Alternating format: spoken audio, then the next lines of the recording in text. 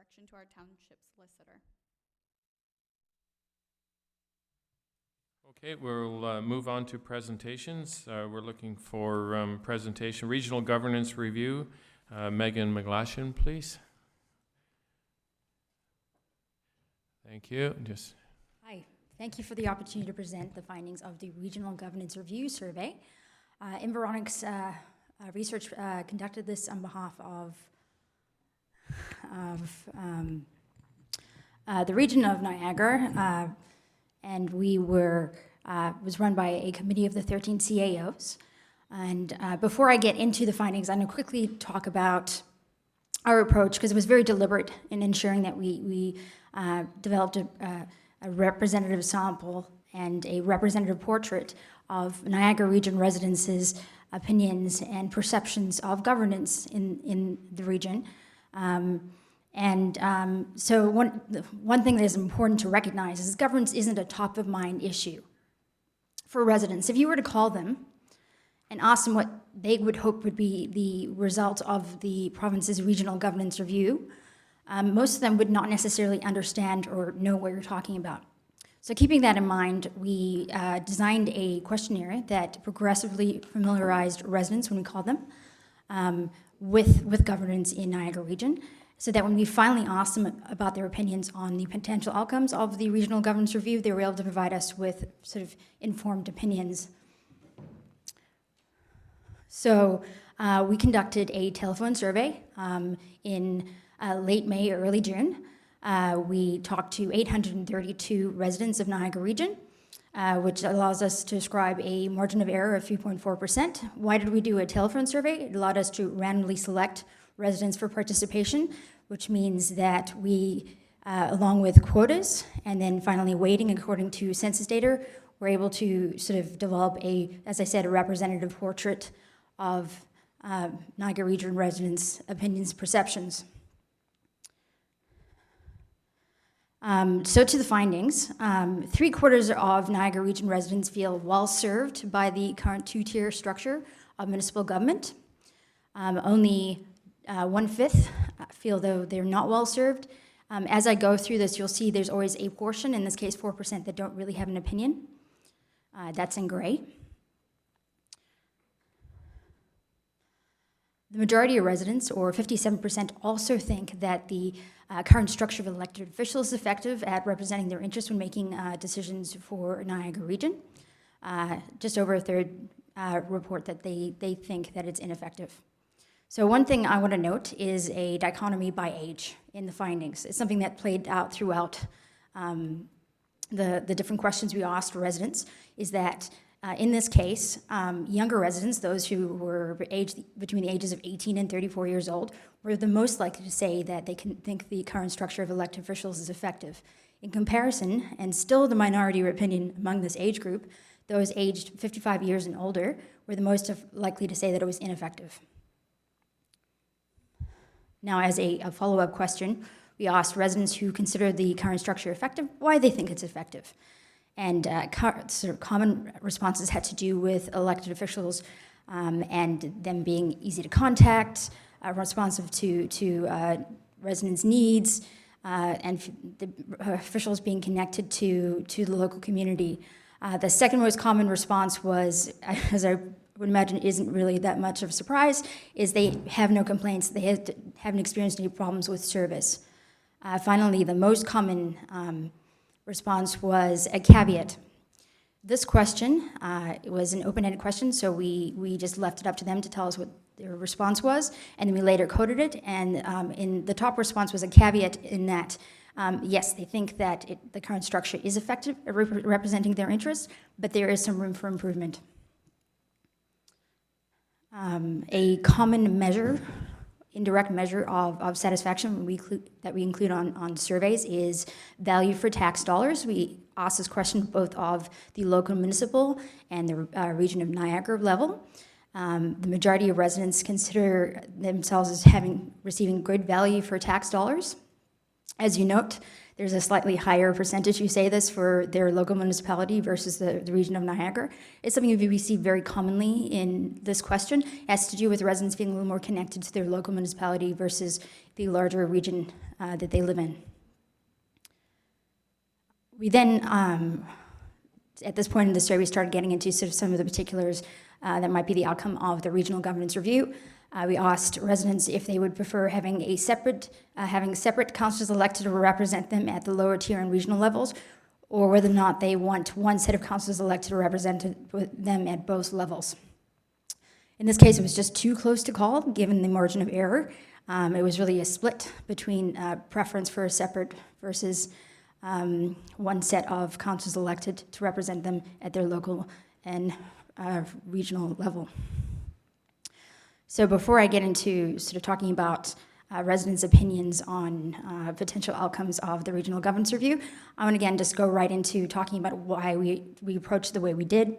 So if you were to call a resident, and at this point they're fairly familiar with governance, and they are aware that the review is happening, and you were asked what they would prefer as the outcome, they may say to you, you know what, it's complicated.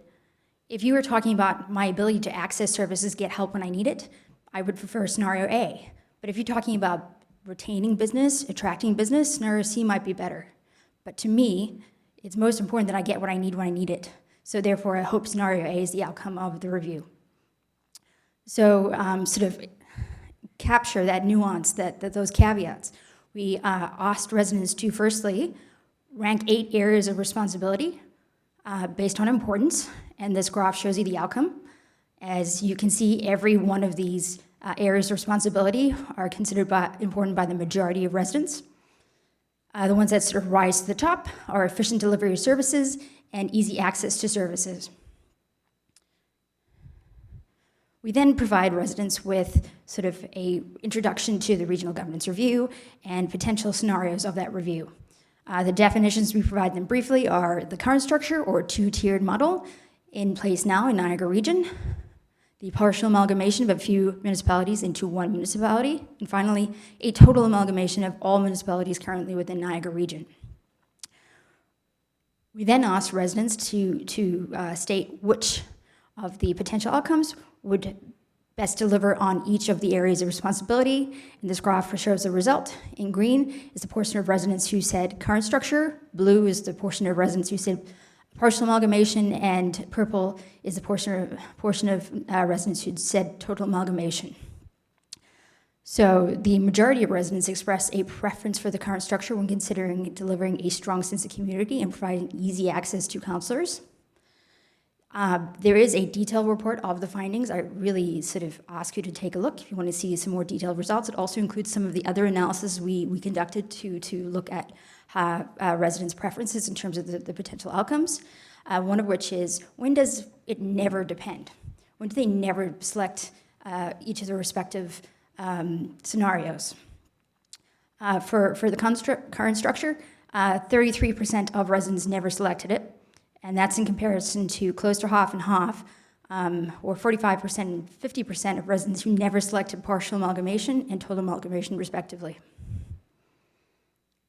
Finally, we asked residents what they would expect would be the outcome of larger government in terms of quality of service. Would they expect it to be an improvement or a decline? Again, this was pretty close, but a slightly higher proportion say they would expect there to be a decline in the quality of service if there should be a larger government. And what's interesting to note is there's a flip on that dichotomy by age, where older residents were the most likely to say there would be a decline in quality of service delivery. So taken together, the results of the survey indicate that residents really express a confidence in the current state of representation in Niagara region. They feel well served by current political representation. They feel their interests are well represented by the 2-tier system, and they derive value for the taxes they pay to both tiers of municipal government. There are small pockets of limited appetite for change, but given the confidence they ascribe to the current structure, it would appear that desire for change is sort of directed at the current structure. And that if there were to be amalgamation, we would expect some vocal resistance to change, specifically if it affects the quality of service delivery. Thank you again for the opportunity to present the results. I look forward to any questions you may have. Thank you very much, Ms. McGlashan. Questions? Okay, seeing none, thank you very much. Thank you.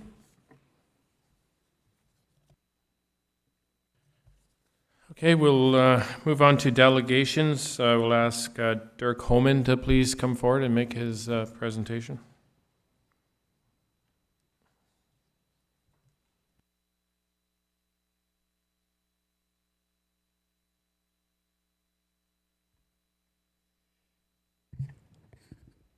Good evening. My name is Dirk Holman, and I'm speaking today in connection with agenda item number 10D regarding Mr. Jameson's proposal to hire Dietrich Engineering to update the Shafley and the Culver drains, as the township has already hired them for the nearby Indian Drain.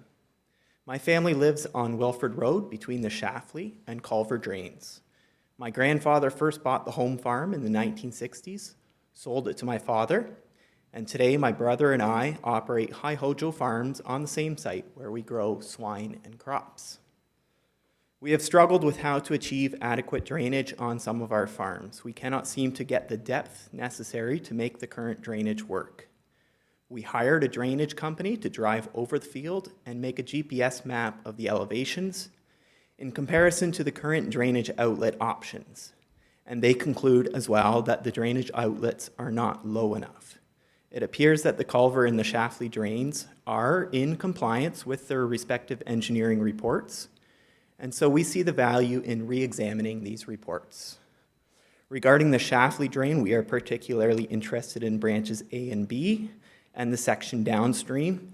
That being said, as a side note, yesterday we talked to Ted Hessels, who owns property further upstream the rest of the Shafley drain, and he also has depth problems on his property, and he asked us to pass along that he supports re-engineering the whole Shafley drain. Personally, I own a property north of the railway and near the Culver drain, and part of my property was originally drained into the Culver drain. However, when branches A and B were added to the Shafley drain, my property was drained into the Shafley drain. So the acreage on my property is properly assessed when work is done on the Shafley drain, but these same acres are also assessed when work is done on the Culver drain, which is improper. Mr. Jameson proposes using the same engineering firm, namely Dietrich Engineering, to examine the Shafley, Culver, and Indian drain. This will ensure that all property owners, including myself, are fairly assessed for where their water is actually draining.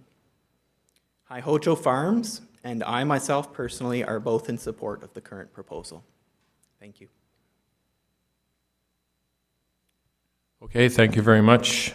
I have a mover that questions. We'll do questions first. So you're happy with our drainage officer's selection of people to do the report and everything? You're satisfied with everything? Yeah, in particular, what I'm satisfied, it's helpful to have the same firm working at both of them. Beyond that, I trust his expertise that he chose Dietrich Engineering in the first place. But yeah, it would seem silly to have different offices working within, a couple hundred meters of each other on different drains. Okay, Okay, so if there's no questions, can we receive this presentation, please? A mover for that. Councillor Gilmore, seconder. Councillor McClellan, all in favor to receive it. That is passed. So we're going to bring forward the drainage staff report relevant to your drainage there. If everybody has that. Is there any questions in regards to that drainage staff report? And we'll ask Mark to speak to it. Thank you. Through you, Mr. Mayor. So Drainage Staff Report 10 recommends the appointment of Dietrich Engineering to complete the Section 78 report for the Shafley Road drain and an additional report for the Culver drain. It was brought forward based on the 2 reports submitted in July that outlined the landowner request for drain improvement, as we heard from the delegation this evening. Drain improvements, such as widening or deepening, can only be completed through a sanctioned engineering report.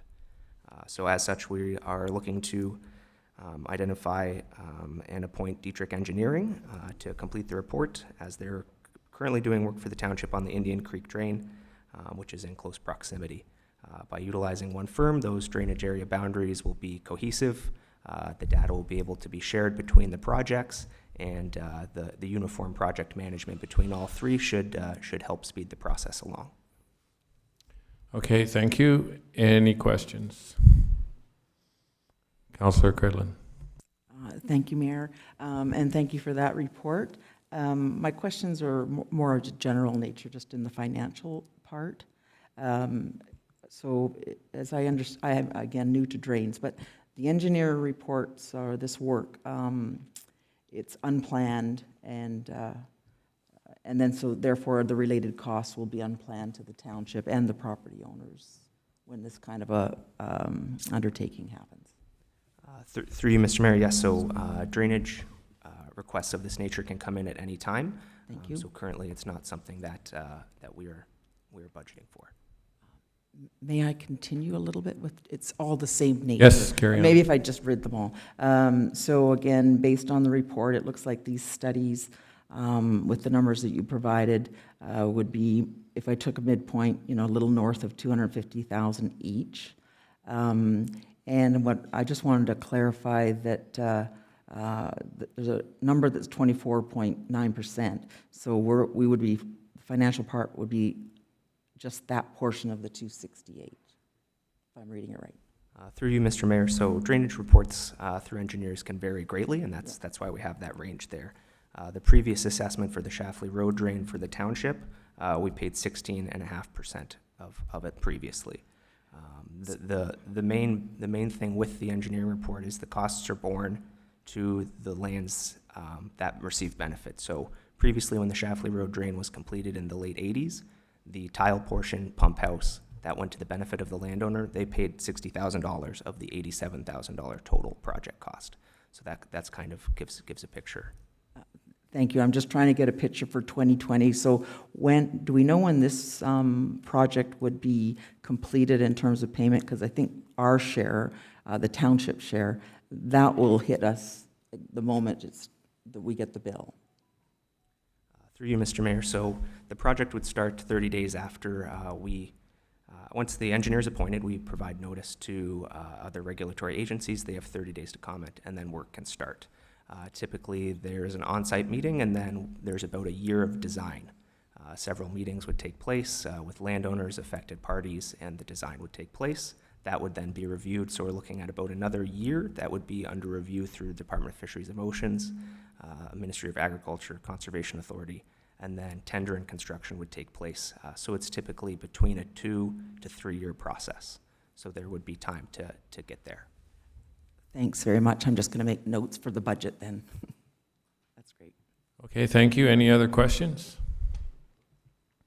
So the recommendation is that this report be received and that council appoint Dietrich Engineering for the preparation of a Section 78 engineers report under the Drainage Act for the Schlafly Road drain and Culver drain. A mover for that, Councillor Gilmore, seconder, Councillor McClellan. All in favor? And that is carried. Thank you.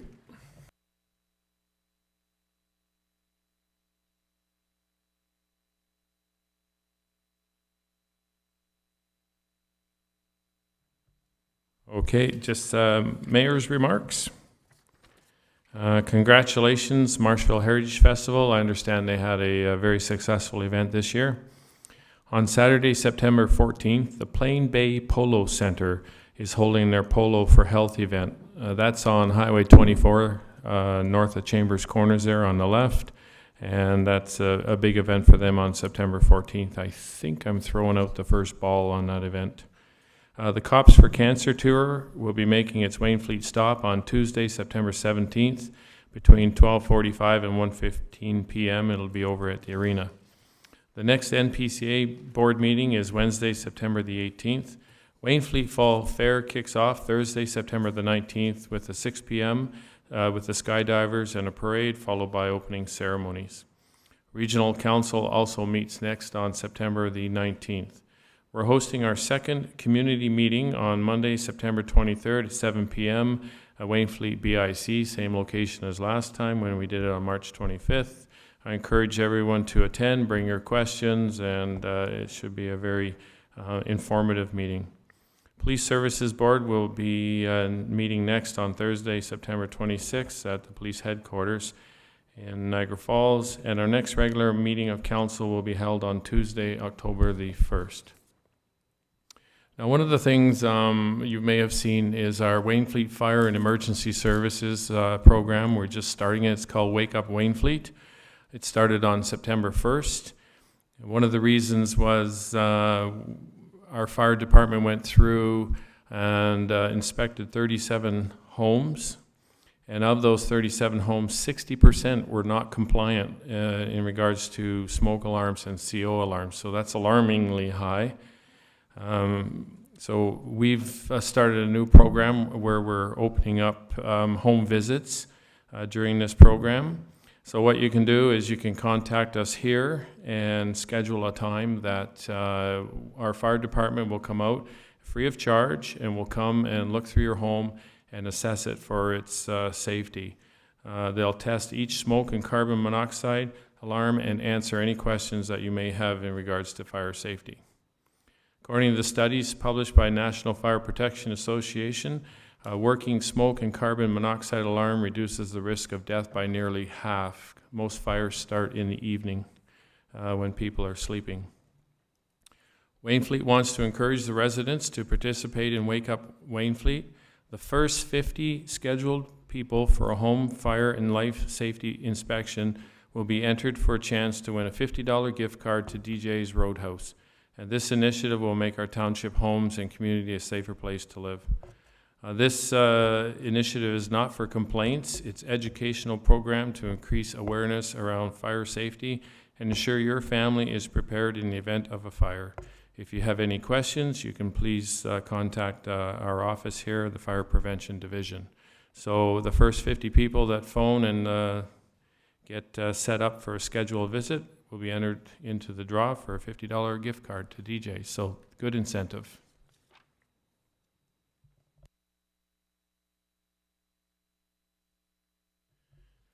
Okay, we'll do adoption of our minutes. Is there any thing that any of the councillors would like to bring up in there? Any objections or any concerns about the minutes from last meeting? Okay, seeing none, those minutes are adopted.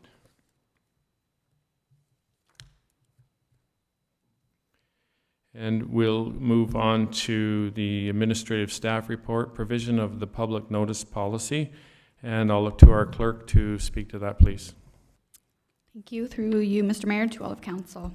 The Municipal Act requires all municipalities to adopt and maintain policies for the circumstances in which the municipality shall provide notice to the public, and if notice is to be provided, the manner and times notice shall be given. The township's current notice policy was adopted in 2007, and while useful, it contains many areas of notice that are antiquated and require updating. Staff is proposing that council adopt a revised provision of public notice policy which is more general in nature and only outlines notice provisions which are not prescribed through the Municipal Act. The notice policy will continue compliance with all legislative requirements and outlines the manner in which the municipality will try to ensure that its actions are transparent to the public. It is important to note that these are minimum requirements respecting public notice, and council can at any time direct staff to provide extended notice, and staff can also exercise their discretion to provide extended notice where circumstances warrant. Okay, are there any questions? Councillor McClellan. Through you, Mr. Mayor, I have a couple of questions, if it's all right. First question is, I read that it's going Niagara Weekly. I do not get that newspaper delivered on our street. So that's one. And the second one is it's on the town website. There are people in town that don't get the internet. So is there another way we can do this? How do we ensure that everybody gets it? Because I've called the paper, not me personally, my wife has called to get the paper delivered. half a dozen times. We still don't get the paper delivered at our home, so.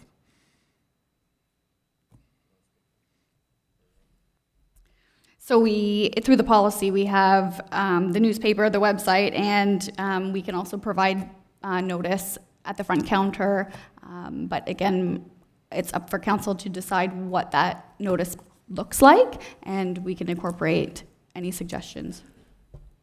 I mean, literally, unless a flyer is put into people's hands, each and every home, into their mailbox, it's very difficult to reach 100% coverage.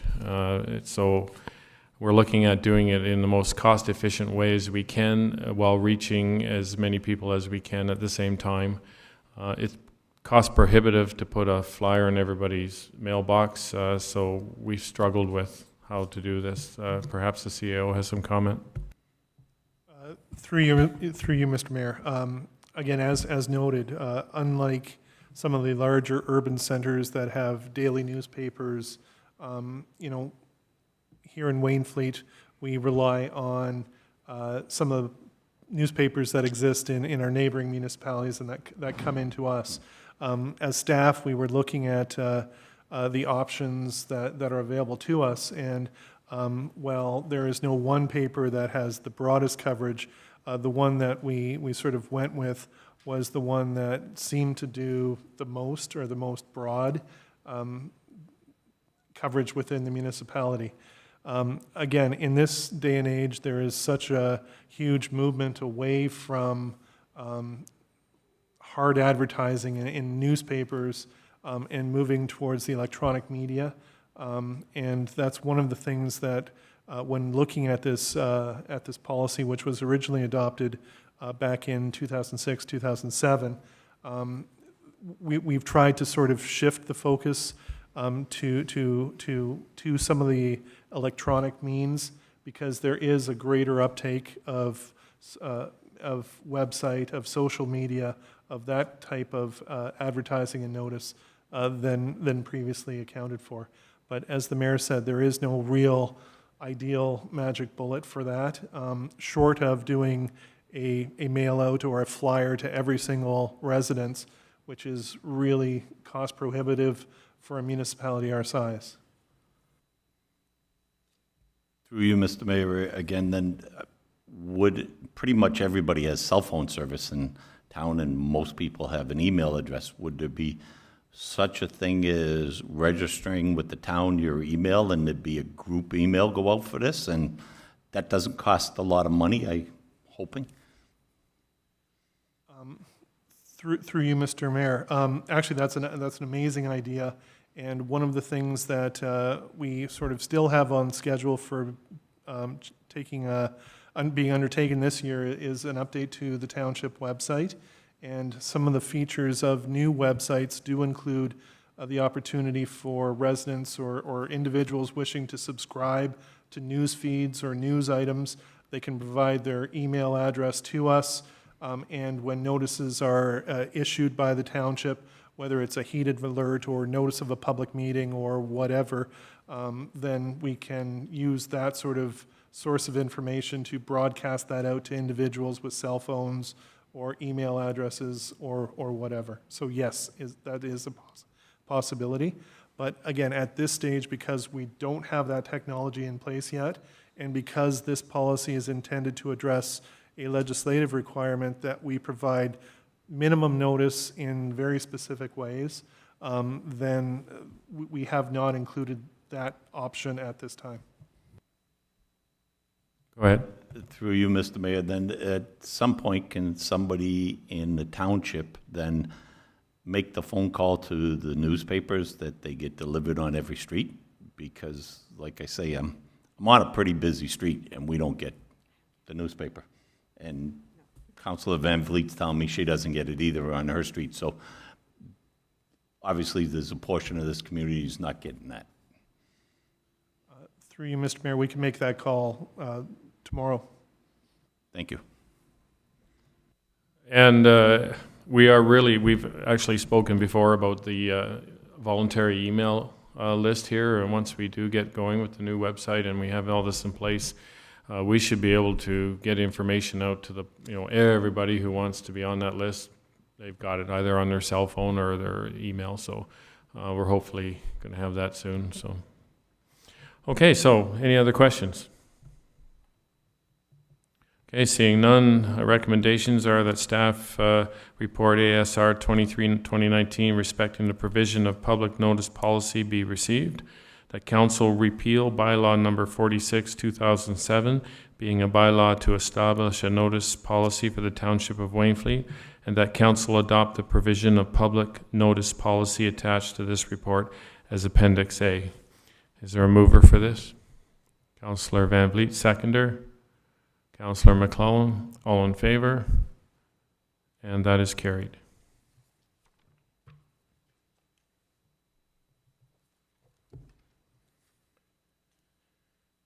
Okay, ASR 24-2019, Bill 108, More Homes, More Choice Act. Any questions? And we'll look to the CAO if you'd like to do a discussion on that.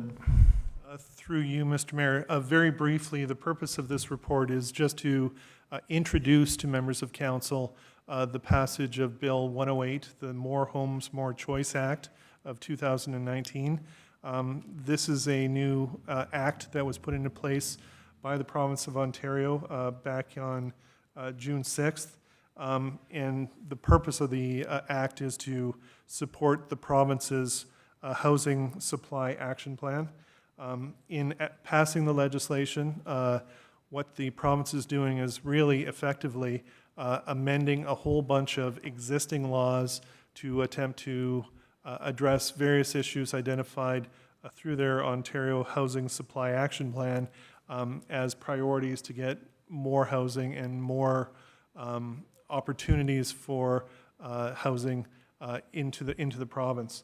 So the Act itself makes changes to various pieces of legislation, including the Land Appeal Tribunal Act, the Planning Act, the Development Charges Act, the Conservation Authorities Act, Endangered Species Act, Environmental Assessment Act, Ontario Heritage Act, and so on and so forth.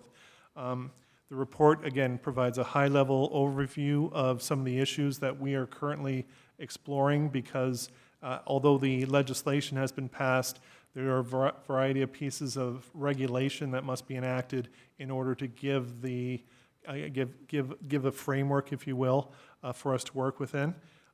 So as we get more information about the regulations and as we do further research into the various pieces of legislation that are affected by this new law, we'll be coming back before you as staff to make recommendations and identify options that will affect the municipality going forward.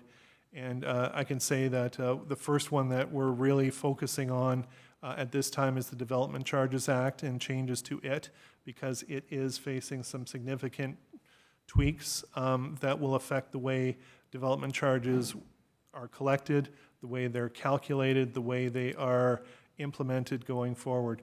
So staff are currently focusing on that one. I know the planner is also looking at the impacts on the Planning Act and the land appeals process, LPAT, which replaces the former OMB. But we'll be coming back to you with more details. Again, this is just an intro at this time. And if anyone has any questions, we'll certainly try to respond.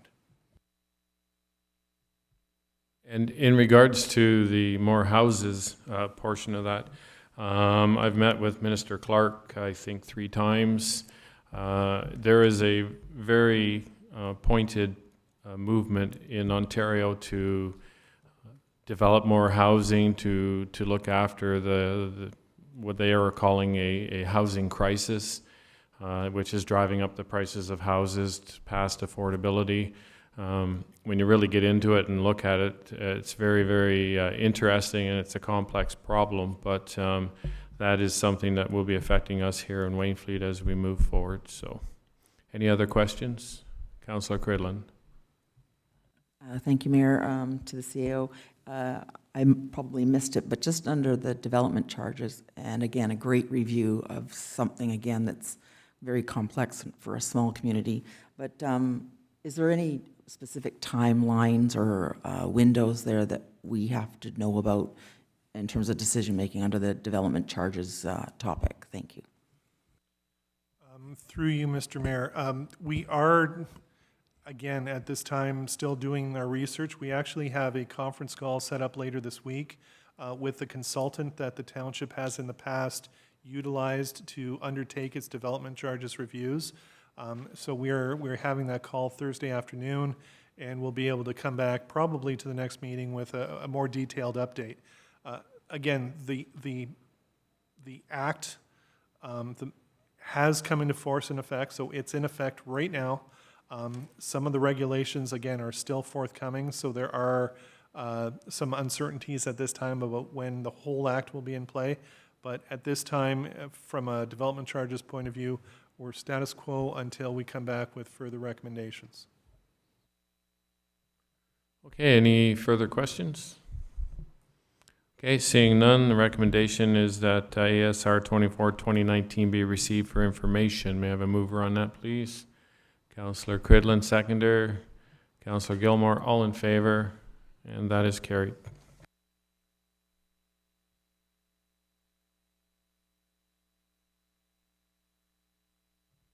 Okay, building staff report, July 19th. Don't see anything here. It's just a routine report. Can I have a motion to receive this, please? Councillor McClellan, Councillor Gilmore will second it. Any discussion, questions? Okay, seeing none, all in favor? That's carried.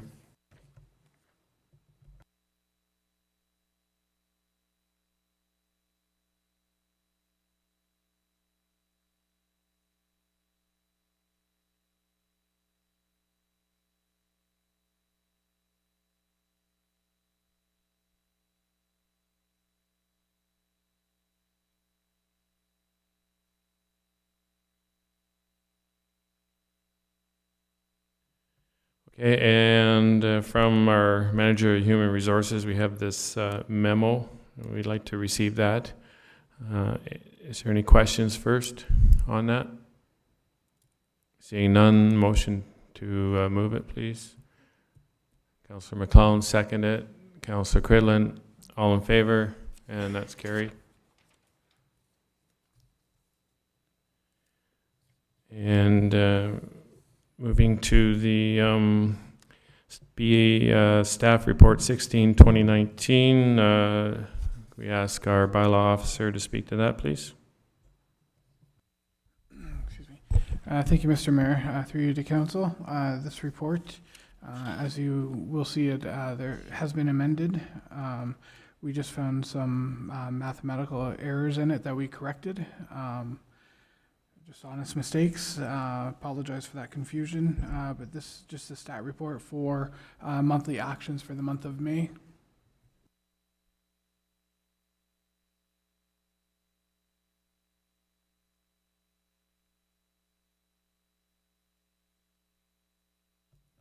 Okay, thank you. Any questions? Councillor Cridlin? Not so much a question. I'd just like to make a comment or an observation about May 2019, particularly about the parking. And in my opinion, I think that's a really good news story for the amount of education that is being done under the direction that we've built over the last little bit. That seems to carry through in terms of education for the 3 months in the summer, so I was very pleased to see that. Thank you. Okay, thank you. Any other comments or questions? Okay, recommendation is that this report be received. A mover for that, please. Councillor McClellan, seconder. Councillor Cridlin, all in favor. That is carried. Same report, this one's September, and then anything to say about that? No, that's fine. Okay, any questions on that one? Sorry, not September, June. Too many dates I'm looking at. Any questions? Seeing none, recommendation is that this report be received. Have a mover for that, please. Councillor McClellan, seconder. Councillor Cridlin, all in favor. And that is carried.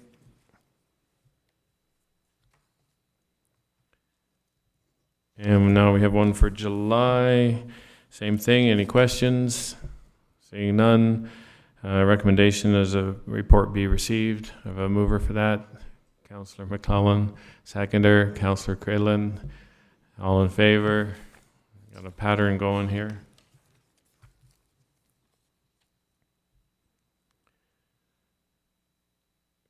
And the next item is a memo, complaint by month stats.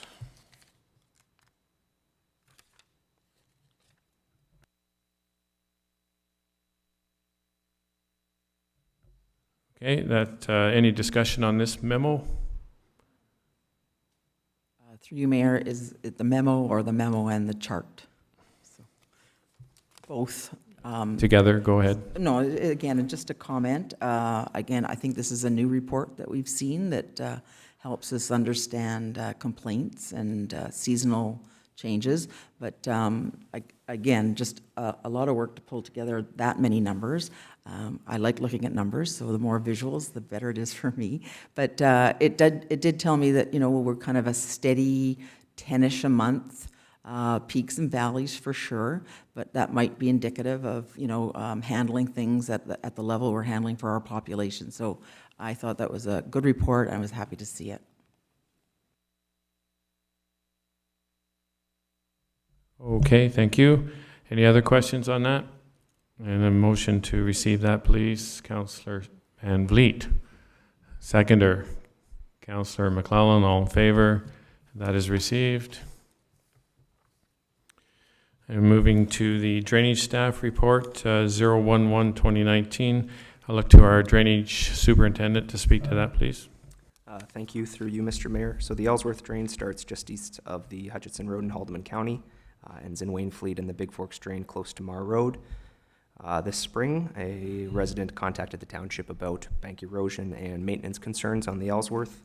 Field inspections have determined that the Ellsworth requires repair. The township currently cannot repair the drain to the specifications that are outlined in the 1956 engineering report, and as such, I am recommending the appointment of R.J. Burnside Associates to complete a Section 78 engineering report update. Thank you. Any questions?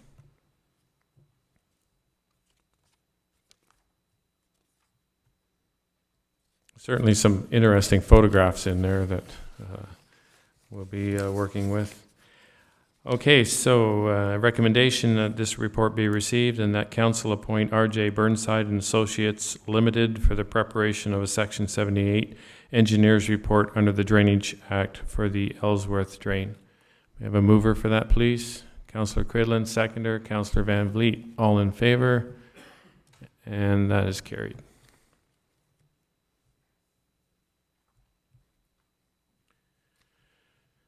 Okay, moving to PSR 09-2019, I'll look to our planner to speak to that, please. Through you, Mr. Mayor, to all of council. So the Farm 911 Emily project was inspired by a young girl named Emily Trudeau, and she tragically passed on her family's farm due to an accident. The first responders had a difficult time accessing her because there was no 911 address on the roadside to the farm's field entrance. And as you can imagine, in an emergency response, time is of great importance.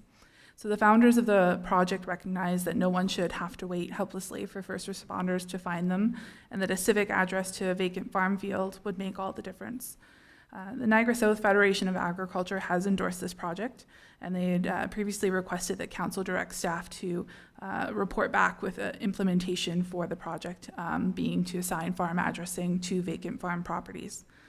The township's current municipal addressing policy states that addresses are not to be assigned to vacant or severed lands until such a time as a building permit is issued. So to implement this project, changes to that policy are required, and they are highlighted in red in Appendix A of my report. And so my report recommends that council endorse the project and that a bylaw be brought to the next regular meeting of council to adopt the policy changes. Thank you. Any questions? Councillor McClellan.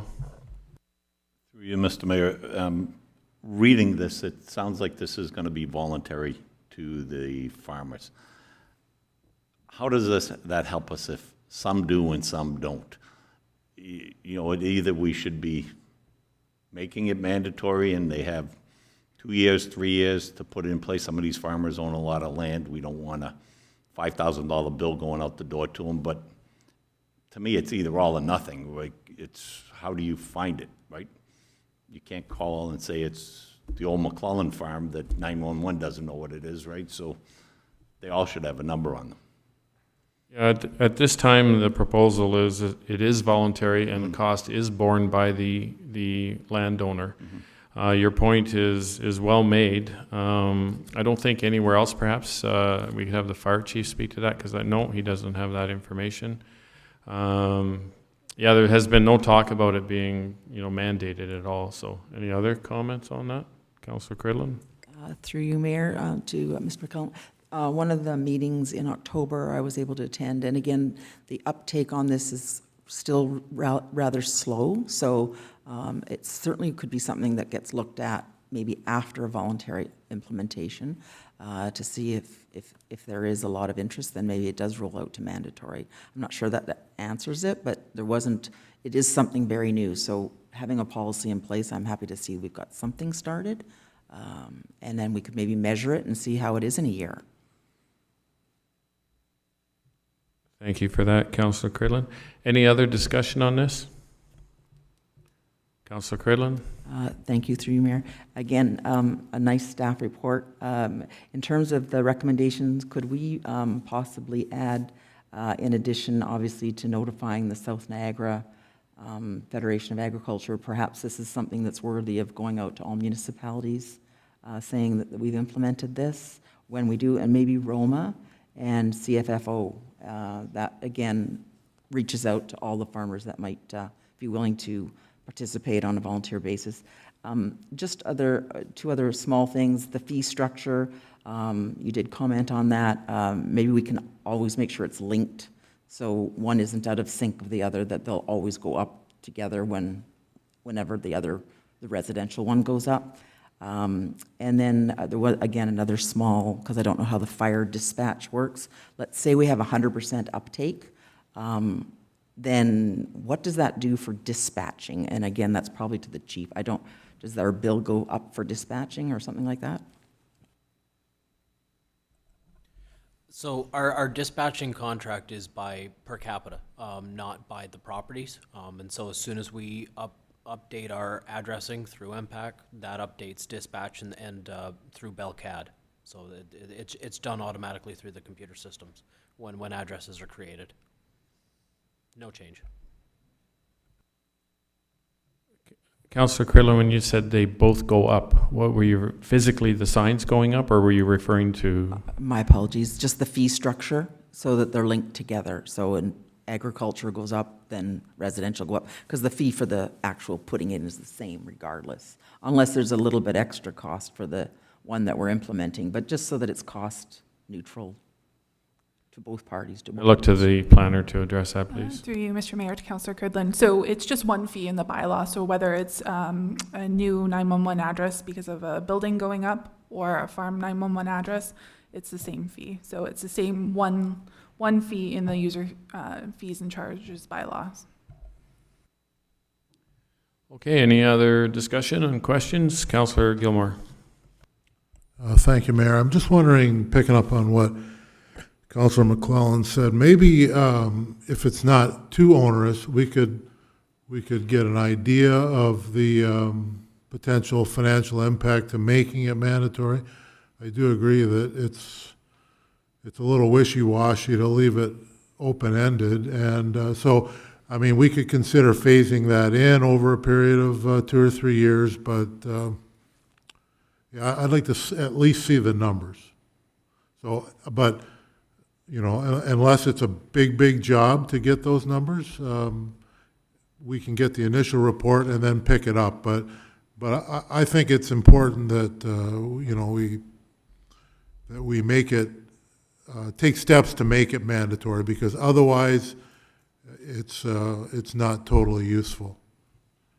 Thank you for that comment. Of interesting note, I was at that presentation. by the South Niagara Agricultural Association, and it is they who wanted it to be voluntary. And so that came from them, not us. I suspect, though, from the eagerness in the room that I remember, they're all very keen to do it, or to get it working on their farms. But they are the initiators of it, and they're the ones that wanted it voluntary. So, but definitely it's something we should look at down the road, and especially if it saves a few lives, then yeah, we may want to look at it closer. Councillor Van Vliet. Through you, Mr. Mayor. Sir, I just have one question. For the 911 signs, what about farmers who own like 3 fields on an intersection? Would they have to put in 3 different signs? Through Mr. Mayor to Councillor Van Vliet. So the address would be assigned to your field entrance. So one parcel could have several field entrances. The property owner could apply to have a 911 address for each of those entrances, or some of them. It would be up to them as to how many signs they wanted. So if it fronted on 2 different roads, they would have an address on Road A and an address on Road B. But in terms of the GIS for dispatch and mapping, it would be tied to that actual entrance to that roadway. Okay, so what I'm thinking is like, I'm going to go with my road, like Gilmore Road and I don't know, Wills Road, right? Between the 2 of them, there's 1, 2, 3, 4 different families right in there. So it's just where the field entrance goes to? Okay, thank you. Councillor McClellan. Yes, through you, Mr. Mayor, to the planner. Ideally, you only want 1 number for each field.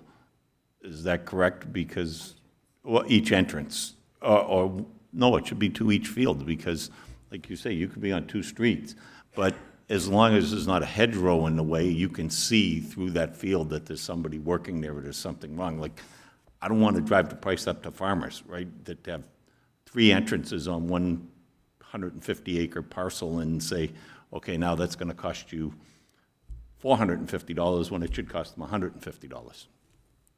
Thank you. At that meeting, don't forget, this is their initiative. They've laid out the criteria from other places where it works. Basically, it's they want to have a number at the driveway where they go in to work on their field, so that is the fastest way to get in there. That's what they wanted. That's how they laid it out, and so I think at this point, basically, there's nothing to really debate. It's what they want. It's their program, and it's voluntary, and they're laying it out. So really for us, it's just our only real involvement here is to adopt it for the planning purposes and the numbering purposes, and after that, it's theirs. So any other questions? I have a recommendation, planning staff, PSR 09-2019 be received, and that council endorse the Farm 911 Emily project, and that a bylaw be adopted, a bylaw to adopt the amended Township of Wainfleet municipal addressing policy as outlined in Appendix A be presented to council for consideration at the next regular council meeting. I think Councillor Cridlin wanted to add in there too, also to add in notification to the South Niagara Agricultural Association. Okay. And municipalities in Roma. Okay, thank you. Can I have a mover for this recommendation? Councillor McClellan, seconder. Councillor Cridlin, all in favor? And that is carried.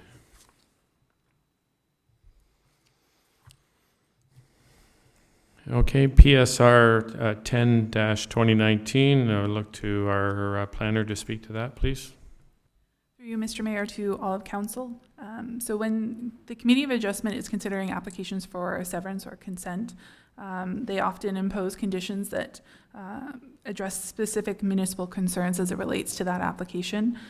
These conditions must be fulfilled within 1 year or prior to issuance of the certificate of consent, and that certificate is what allows the lot to be legally created. So there are some circumstances where it's difficult to satisfy those conditions imposed before that issuance of the certificate. And that is mainly because they deal with how that parcel will be developed in the future, and typically associated with requirements at a building permit stage. So for example, if someone were to sever one residential building lot, there may be conditions imposed on how it's serviced, whether it be a specific septic system, whether it requires a cistern rather than a well. There may be notification clauses as a result of a noise study that was done in support of the application, or construction standards for a dwelling for lots adjacent to railways and airports. Sometimes an archaeological study is required, and so there's notification clauses required that should any findings occur during construction, that there's an appropriate reporting mechanism and that the owners are aware. In the past, we've used legal written undertakings as a mechanism for ensuring that these conditions are met after that certificate has been issued. However, we're finding that that is not the most efficient or effective way to handle these types of conditions. So under the Planning Act, the committee is able to require that an applicant enter into a consent agreement that deals with these types of conditions. And being a legal agreement between the applicant and the township, council is required to give authorization to the mayor and clerk to execute those agreements. So some municipalities have established a delegated authority to either a staff member or to the mayor and clerk to sign these agreements, instead of bringing each agreement to council with a staff report and bylaw. So to streamline the process, I'm recommending that council delegate their authority just for the consent agreements to the mayor and clerk to execute, and again, to streamline the severance process. Thank you. And I'm just going to ask the CAO to just brief that down and make it nice and clear for everybody.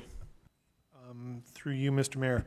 And again, just for clarification purposes, what's being proposed that's really new is that as part of the consent process, the Committee of Adjustment, which will remain the same and continue doing the job it's always been doing, but rather than using the letters of undertaking, looking to have actual consent agreements developed for those severance situations of severance.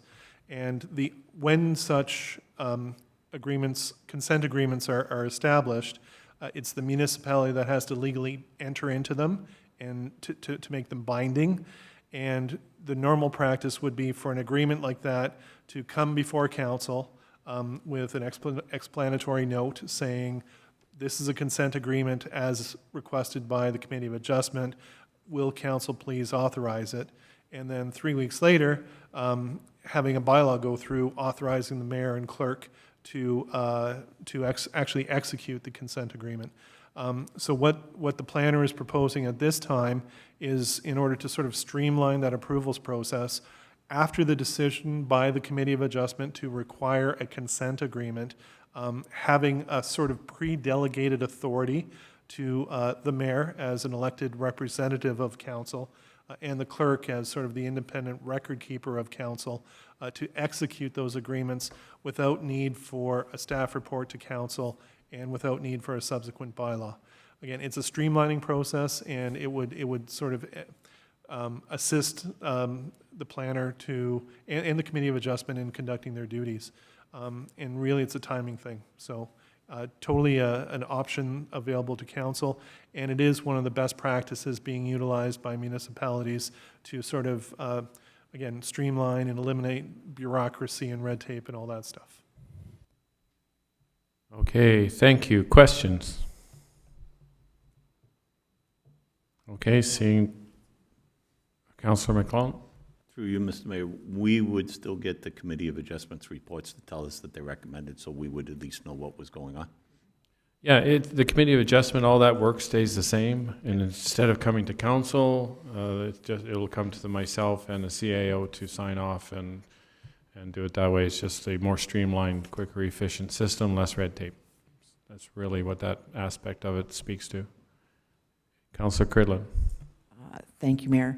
And again, I do see that it's delegating the power or the timing part of it. What we have now is offers more transparency, so that document does come to council. But what we're saying, what I think I'm hearing is that that's not the common practice anymore. So that's a step that we've been using, but we're taking the steps that we can do now to put it in a more efficient and timely way. So for residents that are following applications, they still have the same ability to do so through the Committee of Adjustments now? Okay, thank you. And just to the CAO, this is now a best practice within Ontario being adopted by most of the municipalities? I'll let perhaps the planner speak to that, but more and more municipalities are moving this direction. Again, just to eliminate sort of simple, very simple basic reports that go through a council process that, delays implementation by 3 weeks, 6 weeks, perhaps 9 weeks. Whereas if the authority is delegated, the actual decision has already been made by Committee of Adjustment. Is there really that sort of additional delay that's required for the project to move ahead? And that's really the primary focus. And just one more point I want to make here is that it authorizes the mayor and clerk, 2 signatures, correct, to execute that document. So any other questions or comments? Okay, the recommendation is that this report be received and that council authorize the mayor and clerk to execute consent agreements on behalf of the corporation of the Township of Wainfleet. Have a mover for that, please? Councillor Gilmore, seconded by Councillor McClellan. All in favor? And that is carried.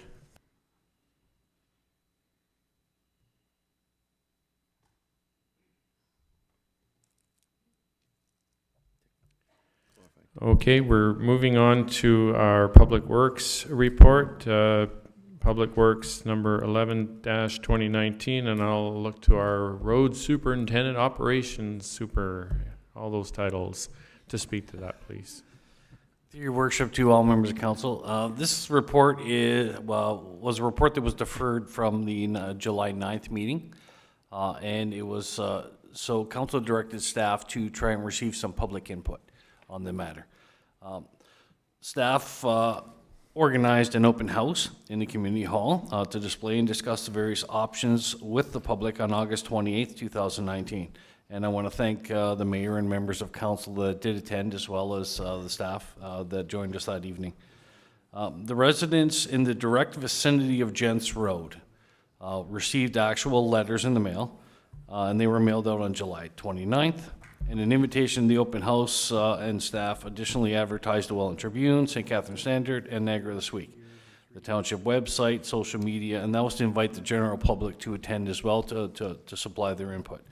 Yeah. The sign-in sheet at the open house indicated 23 residents attended, and we've received 21 comment sheets, which indicated the preferred choice of the bridge choice. If you see in the report, it also has a copy of a pie chart, indicating the percentages of the choices on the comment sheets. One of the additional changes, from the original report, there are a couple of changes that were added. One was option number 3, which is to additionally include a Bailey-style bridge in the report. As well as the comments from the open house. They're attached in the appendix as well. Okay, any questions?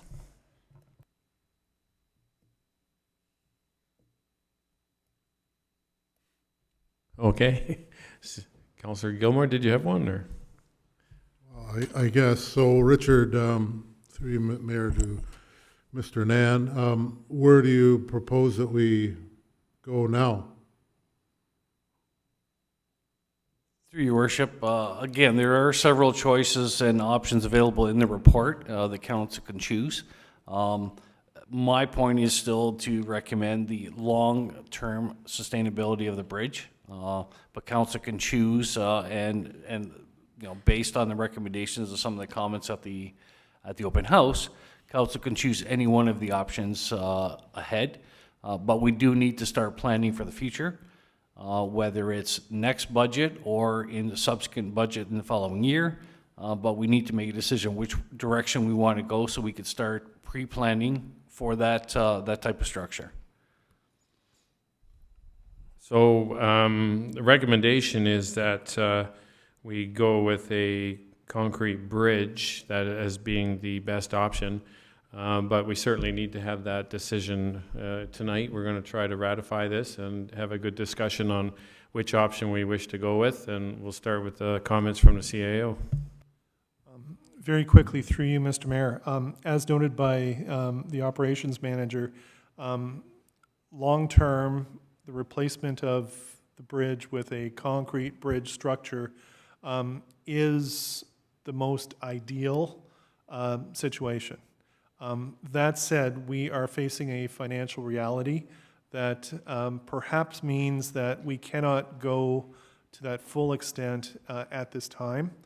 And as such, I mean, if you wish to perhaps approach this in a more financially prudent manner, one of the lesser cost alternatives may be appropriate at this time for the township. And I believe the option of the culverts was identified broadly as being acceptable to members of the public. It will maintain a level of service for the municipality. The issue is it won't maintain that level of service for as long as a concrete bridge would. That said, at this time, if the township did proceed with the culvert approach, it could start building its sort of true costs and asset management plan to, in the future, when the culverts need replacing, potentially look to a more permanent bridge-type solution at that time. So again, staff caution that the recommendation contained in the report is the ideal thing to do, given everything is in our favor. But again, at this time, with our sort of financial restrictions in place, given the fact that we haven't been able to secure any funding assistance in the multiple grant applications that we've made, perhaps the lower cost alternative might be the wisest choice at this time, with an eye to moving or improving going further. And does that invoke any further discussion, Councillor Gilmore? Thank you, Mayor. Well, yeah, I tend to agree with the CAO. I mean, if I was making purely a financial decision, the right financial decision is to close the road. It's not the right corporate decision for the residents. I totally understand that.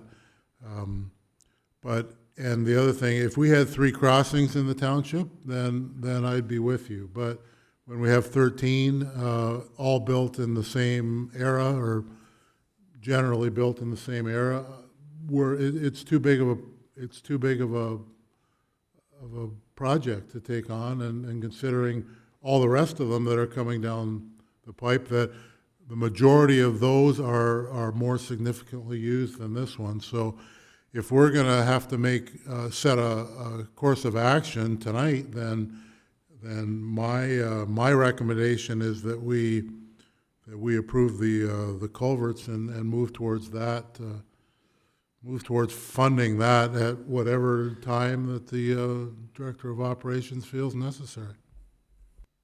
Thank you for those comments, Councillor McClellan. Through you, Mr. Mayor, and I tend to agree with Councillor Gilmore. There is another option that wasn't put there, and it's concrete box culverts that may be slightly more money, but there'll be a 100-year lifespan instead of 30-year lifespan for. So, I mean, there's some options out there. I think we should start budgeting for culverts of one type or another, and if it gets built in 2 years or 3 years, or whenever we can get enough money together to do this. But again, if there's 13 other bridges, we can't build Cadillacs everywhere. Okay, and I'll look to our Richard to speak to the concrete box culverts. Through your worship, to all members of council. One of the options is a twin culvert. I mean, we've showed pictures of a CSP culvert. There's various options of going, because technology is changing all the time. By the time we get around to doing this, and it may take us 2 years to build up some reserves to do this, they may be able to come up with a concrete structure strong enough that it's a single rather than a double. But at the time, I mean, right now, the cheapest alternative is a CSP multi-plate style culvert. But that's not going to preclude us looking at concrete for a twin as well. Right now, they don't make a single that big, that's structurally sound enough, but twins they do. It changes the structure and the foundation that's required underneath it slightly. So there may be additional costs, but we will definitely be looking at that as we move forward.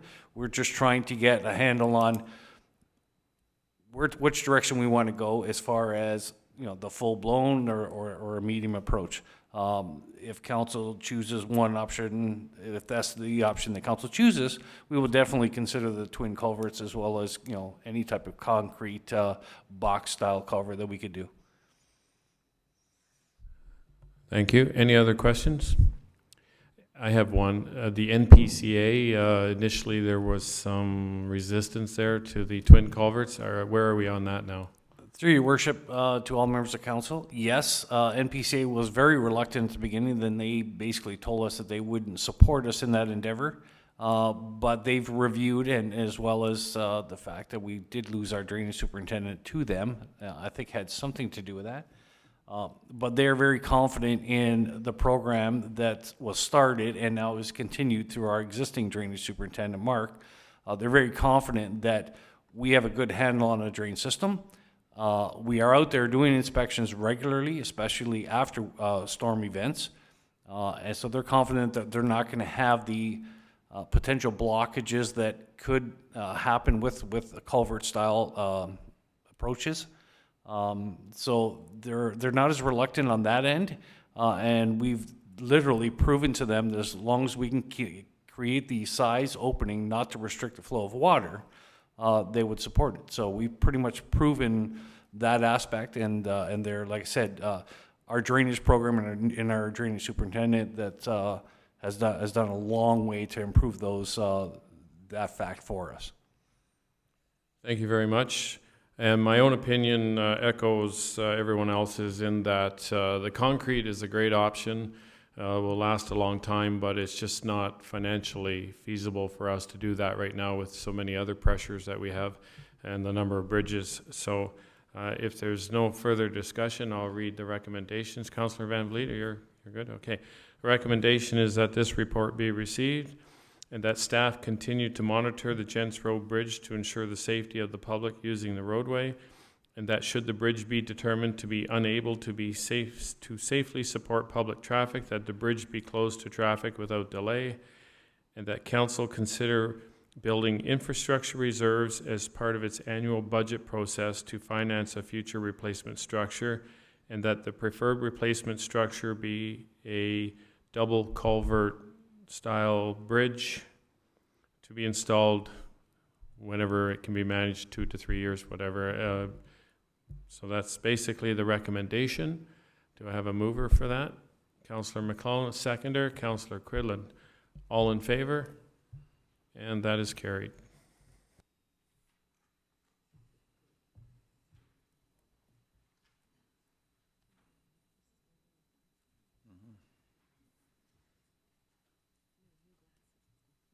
No.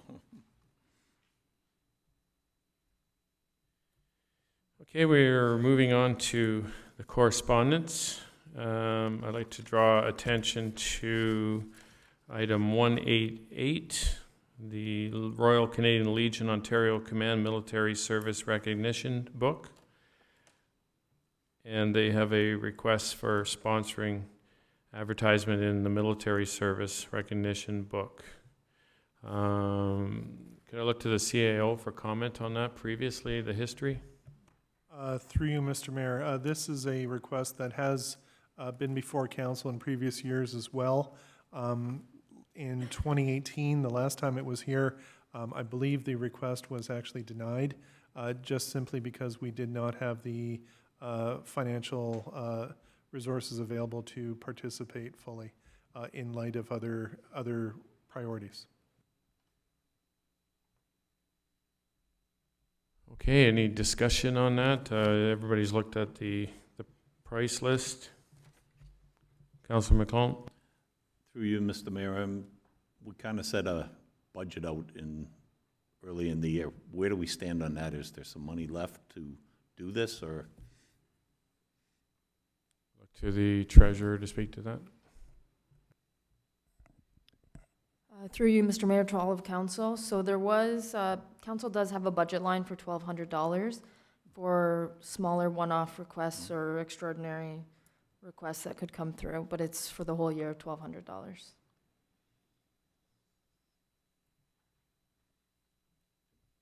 Councilor Cridlin? Thank you, Mayor. When I look at this one, though, it's, it's again leaving Wainfleet. So if we can keep whatever's left within Wainfleet, that would be my recommendation. Okay, thank you. I personally think instead of putting the money into this, we could use it for our Remembrance Day ceremony or other local things as well. So that's my opinion, but would anybody like to make a motion on this? Councillor Cridlin? Thank you. I'll make a motion that we just receive it. Thank you. Thank you. A seconder? Councillor Van Vliet, all in favor? And that is carried.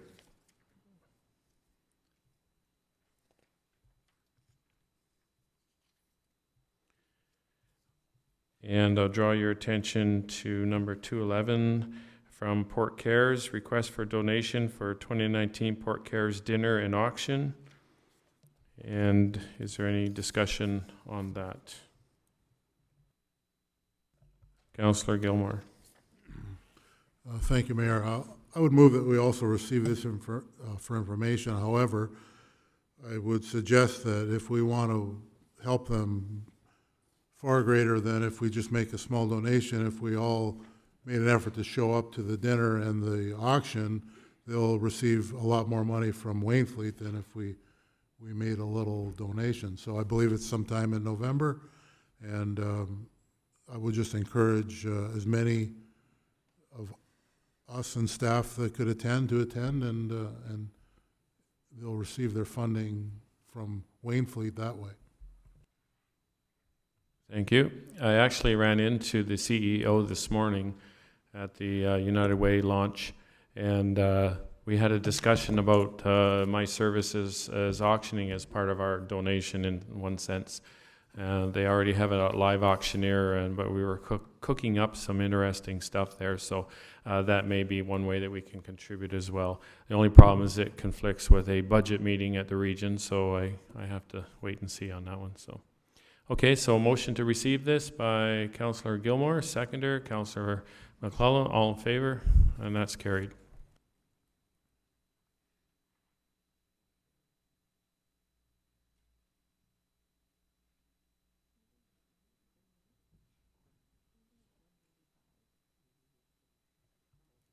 Okay, I refer now to number 212, a letter from the Marshville Heritage Festival, asking for their $3,700 that they pay in fees to be waived.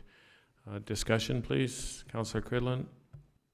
Through you, Mayor, maybe I could just have Mallory, our financial person, just again remind us about the grant process and what happened in our last cycle. Thank you. Through you, Mr. Mayor, to Councillor Cridlin. So just as a refresher, in 2017, we created a municipal grant and donation policy. It was established in order to best demonstrate council's commitment to working with organizations that provide beneficial programs, services, and events to the community while recognizing the financial constraints faced by the township. It was determined that a grant application process, which is reviewed prior to budget deliberations, was the most equitable way to allocate these funds. So as previously mentioned, council does have a budget line for miscellaneous grants and donations to accommodate smaller one-time requests or requests of an extraordinary nature. So if you did choose to support this fully or partially, then that option's up to you. However, I would recommend referring the Marshville Heritage Society to the township's municipal grant and donation policy to be considered at the 2020 budget deliberations, and those applications are going to be available in the next week or so for the 2020 budget. Okay, thank you. Any other discussion on that? Councillor Van Vliet? This is also for you, Mallory. Have we waived the fees in the past for the festival? So, through you, Mr. Mayor, in the past, they have not requested that the fees be waived. In the last 3 years, they have requested that the Christmas dinner in the village, that we waive the rental fees for that, but that's the only request that we've received from Marshville. Okay, if I can continue. Richard, so if they rented the arena, the pavilion out back, the kitchen in the Moore Room, the canteen, the kitchen, the man hours, so that's what they want us to waive? Is that what we're looking at? Yeah, The request is just to waive the facility rental, so the manpower hours and everything doesn't go into that calculation. It would be the fees that are posted in our fees and charges bylaw. Okay.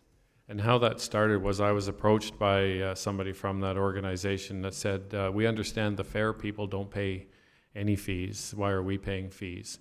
And it was a simple matter of not being equitable. That was what started the conversation. So at that time I said, well, send us a letter and we'll look at it, and there's a grant process, et cetera, et cetera. So that's how that started. So it's important, I believe, that, you know, it's fair all around. So one way or the other, it doesn't matter which way it goes. So, but that's how it started. So, any other discussion on that? So we'll just receive this letter and refer to the grant process. Motion on that, Councillor Van Vliet, seconder. Councillor Gilmore, all in favor, and that is carried. And Councillor Van Vliet, you have one more item. If I could, through Mr. Mayor. Number 195, for safety on family farms. I was just wondering if we could support this resolution and maybe change the MPP name to our MPP name.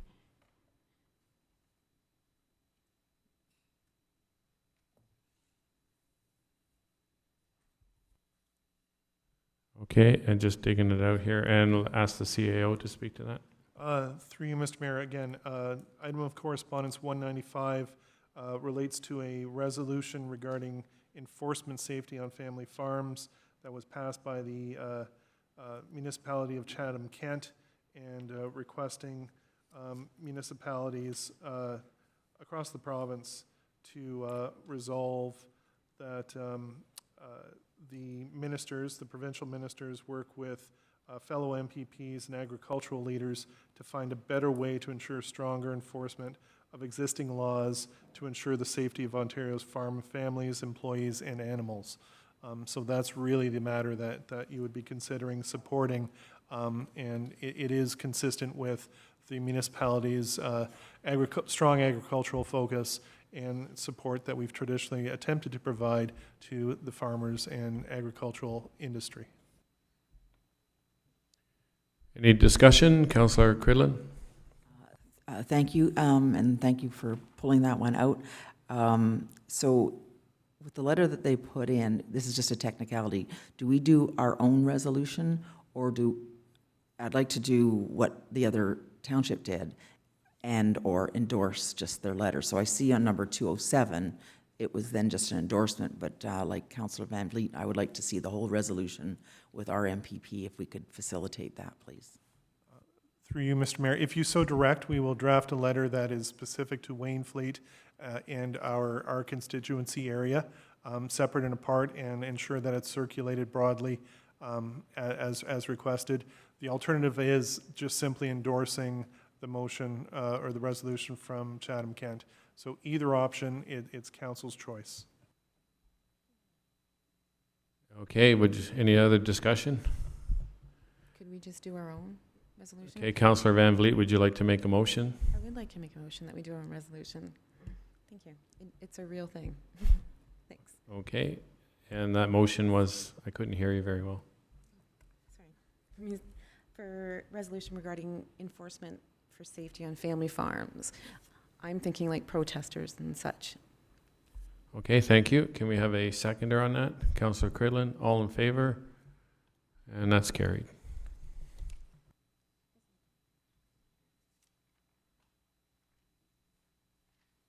And just moving to the bylaws.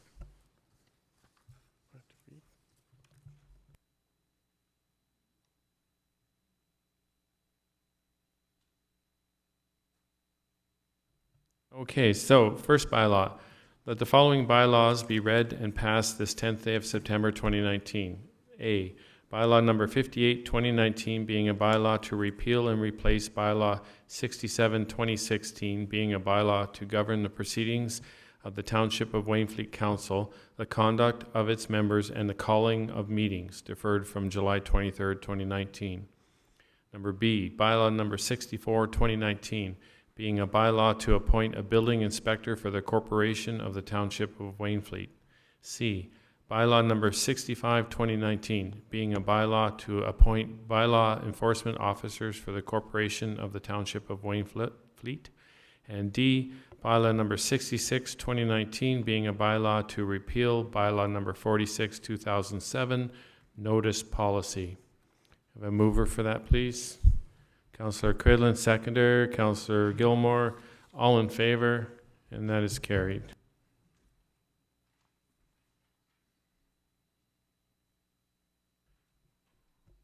Okay, moving on to notices of motion. I believe Councillor McClellan has a notice. Would you like to read that out and begin the discussion on it, please? Thank you, Mr. Mayor. Whereas the council is interested in exploring efficiency aimed at reducing costs to taxpayers while maintaining the provision of high-quality services of the citizens for the citizens of Wainfleet. And whereas injecting competition into municipal service delivery has the potential of both reducing costs and providing more responsive service. Now therefore be it resolved that staff be directed to report back to council with the total value of equipment, cost of maintenance, insurance of equipment, and overtime paid to employees in the Roads Division and the Public Works Department. And its staff investigate the feasibility and potential outsourcing of contracting out various municipal services and report back to council with recommendations. And would you like to begin discussion on that? Or we have to have a seconder first. Seconder. We have a seconder for that, please? Councillor Gilmore, and discussion. I have looked at the MTO, which is the biggest government agency. They have contracted out the snow removal, the roadside cutting, all of that. Our roads are still safe. Our roads are, the snow removal is as good as it was then, or if not better. The St. Lawrence Seaway has done the same thing. It's, you know, we have limited number of dollars. We need to look at if there's some aspect of saving some money for the taxpayers. We've got 13 bridges that we talked about earlier that we have no funding for. If we can save some money here, it goes towards going to infrastructure. That's what I'm looking for. Okay, discussion? I guess my concern is the undertaking of doing this, even just to begin considering it. Staff be directed to report back to council total value of equipment, cost of maintenance, insurance, equipment, overtime paid to employees, etc. I would guess that's a fairly onerous task in one sense. I'm wondering if any other discussion, anybody want to have some other points? Councillor Van Vliet. Through you, Mr. Mayor, I'm just wondering if is there maybe a section of it we could look at first instead of looking at all of that? That's a lot of work for staff. It's a lot of money for the municipality. I'm going to guess a third of our whole budget goes to purchasing that equipment and the insurance of it and the operation of it. It's a lot of money. I feel we should look at it. I don't want to go into some specifics that should be in closed meeting, but Any other discussion? Councillor Gilmore, Thank you, Mayor. I understand exactly, where you're coming from, Councilor McClellan. I like it. I don't love it. I think that I'd like to see the numbers, but the timing of producing those numbers now is a bit of a problem. Possibly it can be done after we complete the budget. I don't know exactly where to take this. The numbers are important to know the numbers, and then we either accept that these are the numbers, this is what we're going to pay for, or we possibly explore some different direction. The last part of it will certainly cause some consternation within the municipality, one way or the other, and so I don't have an answer, really. I just think that maybe in due time, when the operations department and the budget is done, we can look at this. But sorry, I don't really have an answer. Those are just comments. I am tending, we'll go to the CAO here in a second, but I'm tending to agree to immediately undertake this task. I know I'm in the office a lot. The hours are already tight for everyone working, and they're all going full speed. This could be a fairly onerous task, I'm guessing, to come up with the numbers.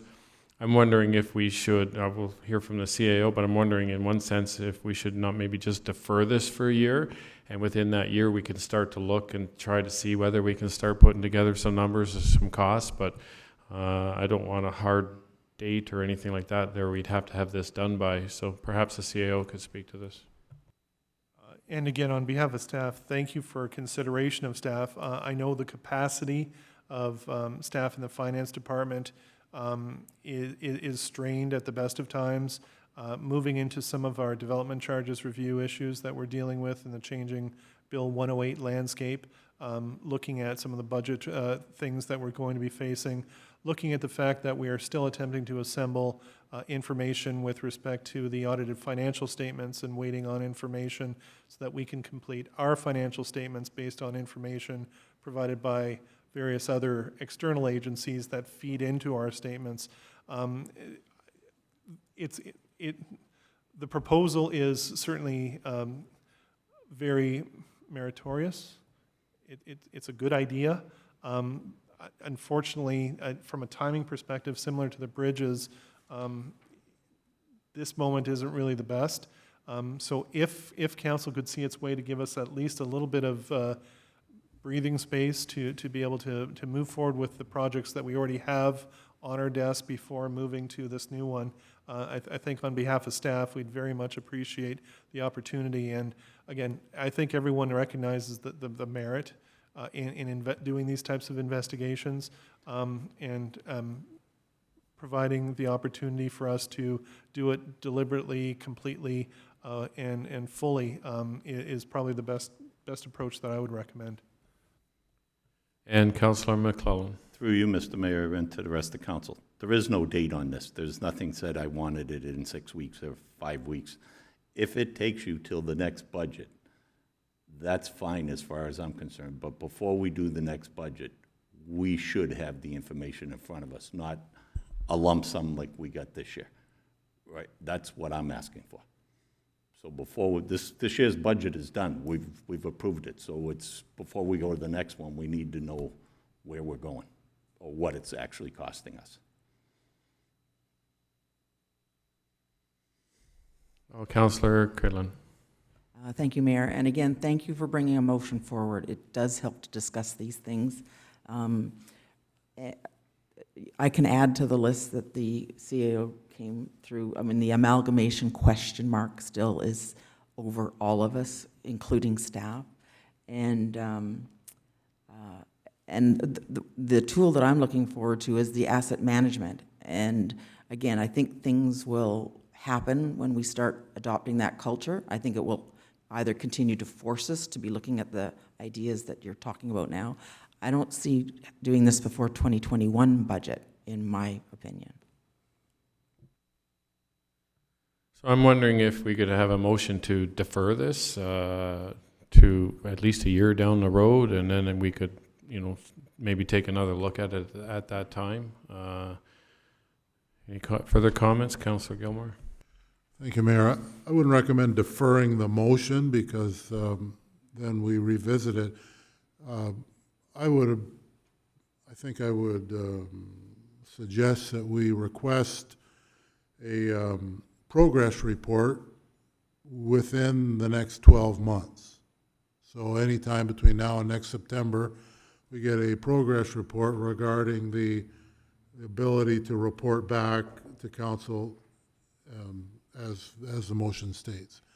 If we defer it, then we have to revisit the motion at a later date and then still decide what we're going to do. So if the CAO and the operations manager are comfortable with a year to get back to us where things are at, that would be next September. Maybe you'll have the numbers. And if you don't, we know that you've been doing lots of other good things. Okay, thank you. Look to the CAO for comment. Through you, Mr. Mayor, I think that's a reasonable compromise, and staff would very much appreciate that opportunity.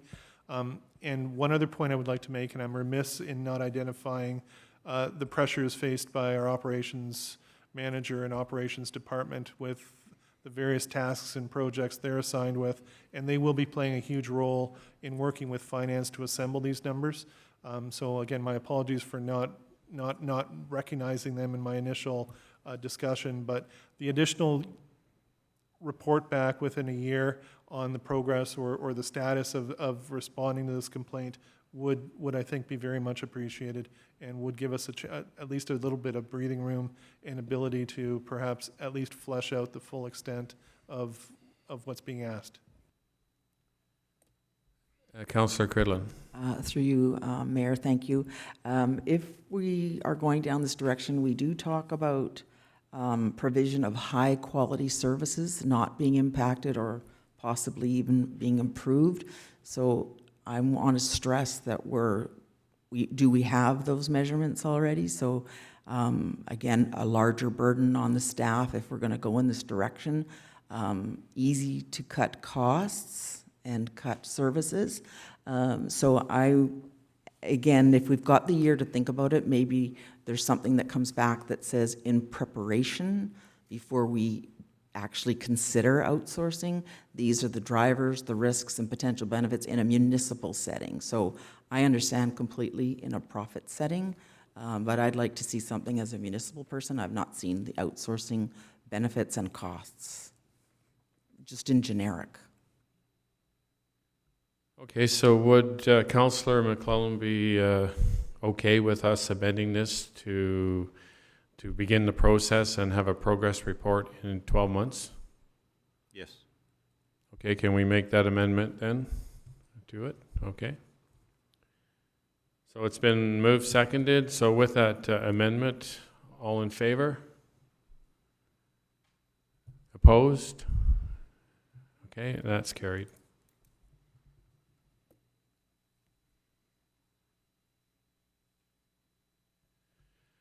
Other business.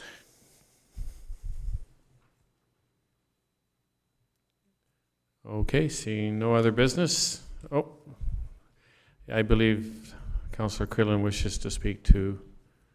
I'll try to keep it brief. Thank you. It's just wanting to use this space again for MPCA updates as the Wainfleet representative. So as we heard in the agenda, the Bill 108 is hitting the CAs very, well, the outcomes we don't know, so we're dealing with it at the board level and just trying to identify the activities that are going to fall outside the core mandate, so we'll hear more on that. NPCA is also in the process, I think you might have heard that as well, the Welland River floodplain mapping project is at quite a milestone. So people will be getting, I think, advices. There's lots in social media on the NPCA site. There's going to be at least 4 open houses in October, all from 6 to 8, all in the floodplain. So it will be a really important engagement step. I've got two more, sorry. MPCA Board is also working at updating and completing old and missing floodplain mapping. They recognize that still will be remaining part of their core mandate, and this will definitely include some mapping projects to be done in Wainfleet. There'll be more on that as well. And then just general, the next NPCA meeting is September 18th. And we will also be looking at a draft 2020 budget. All but one board member are now in place, so that's another small milestone, or large. And the meetings, of course, are open to the public and live streamed. Thank you. Thank you very much. Okay, we'll move into our closed meeting now. Have the clerk read that. The council now move into closed session to discuss item under section 239-2D of the Municipal Act 2001, labor relations or employee negotiations, one item, an agreement negotiation matter, and minutes of the closed meeting of council held July 23rd, 2019. I have a mover, Councillor McClellan, seconder, Councillor Gilmore, all in favor. Thank you. It's passed. We'll move into closed session. Thank you.